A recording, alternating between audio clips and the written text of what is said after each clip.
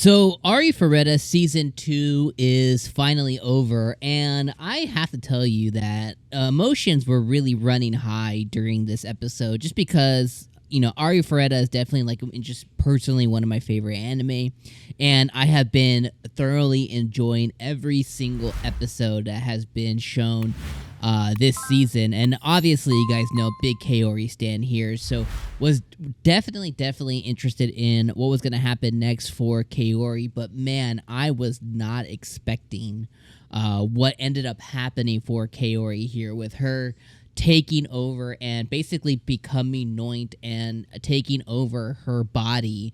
That was definitely completely and 100% unexpected, but I totally love the twist.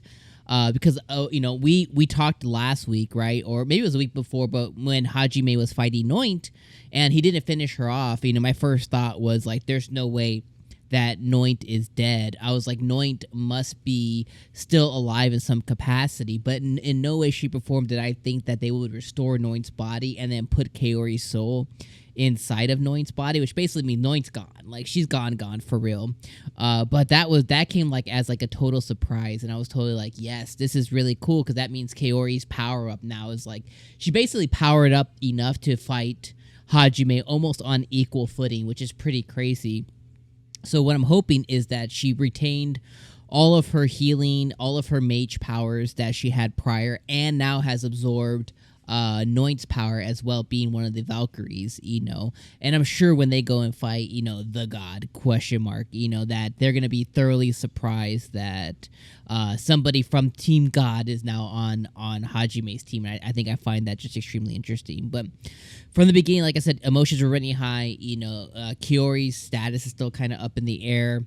Obviously, Shizuku, her emotions were running high because of her worries for Kaori, and then you have everything that happened to all of the classmates, and then you extend that on beyond, you extend that to the teacher, to Aiko, right? And obviously Aiko's emotions were running extremely high because she just had to witness everything that happened. She had to be a part of destroying the church that was there, and she's had to be a bigger person and make some serious decisions that she probably never thought that she was ever going to make before. But I love that she's Team Hajime, and I can definitely say that, she's definitely part of his crew. And I definitely love that. I love that there's love between Aiko and between Hajime. And it might be unspoken, but it's there for, Aiko did speak it a little bit, but when she was in prison. But there is that unspoken love between them, and I definitely do love that. And what I love even more than that is I love Yue knowing and realizing that, because Yue is always the mediator between the external love for Hajime. She's always the one that kind of puts him go take care of Shia, go take care of Tio, go take care of Kaori, go take care of Aiko, go take care of Shizuku, right? She realizes that she can't monopolize him, but at the same time she realizes she's the queen, and then you have the concubines after that. That's basically the hierarchy of how it all works. And I like how she continues to come first. She will always continue to come first, but then you have everybody else kind of surrounded by that, and I really love that. But like I said, emotions running high. I really laughed. I had the biggest belly laugh, kind of when Kaori is falling out the sky. She's telling Hajime to catch her, and instead of catching her, he just moves out the way. I freaking lost it during that moment. I love, she finally explains to everybody that she's Noint now, and everyone has to kind of everyone's on the defensive. Then you have all the students, asking to go and join Hajime on his journey through the Great Labyrinth to try and obtain God's magic, the ancient God's magic, so that they could power up. And he's finally seeing that as a viable option, so then that way he can have, obviously, stronger allies for sure, but then that way he can have a stronger defense line in front of him for the inevitable fight that's going to come when he has to go and face these quote-unquote gods. And I'm very interested to finally meet one of them, or the god, or whatever it is, very soon. And I am ever so hopeful now for a season 3. Now, back when season 1 was airing and when season 1, inevitably came to an end, in no way, shape, or form was I thinking that we would ever get a season 2. I never thought we would get a continuation, but we're here. We just completed watching season 2 right now. So now when we're talking about season 3, like before, like I said in season 1, I would have never thought we would even get to this point. So now I'm really thinking like, I think we could literally get to season 3. And I think that that's much needed. So what I'm hoping for is that, that you and your friends and anybody who's, you might know in anime, you share this anime, you have love for it, right? So share this out. This is currently getting dubbed right now as well. The dubbed is extremely good. So if there's somebody who's interested in anime, but they're not like in it, but, they are willing to watch Squid Game and they watched it dub like a crazy person, go share this to them, be like, you got watch this anime, it's out there, it's pretty crazy.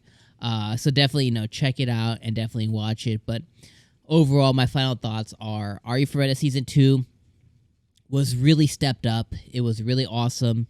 It was it's a magical turn of events to think that this would ever even come to fruition. The fact that it did feels kind of like a miracle. I love that I got to experience, as well as you, one of my favorite animes getting continued, getting life breathed back into it. I'm hoping for a lot of success. I'm hoping that it did really well in Japan. I'm hoping that this sells more manga, this sells more light novels. I hope the Blu-rays sell like crazy when that finally comes out, and I'm hoping for a lot of success. That way we can get a follow-up and can get a season 3. And I think the chances are even higher because the quality was stepped up. The studio stepped it up. They stepped up the storytelling. They stepped up being closer to the source material. Pacing was really great. Character development was really great. Hajime being overpowered was still there, but it was downsized to be more realistic within the world that they're in, within the confinements that they're in. I feel like everything was very intentional, and it all really worked and it all really gelled together, and I was very proud of what they put together and extremely fortunate to be part of the fan base of this anime. But that's the end of season 2.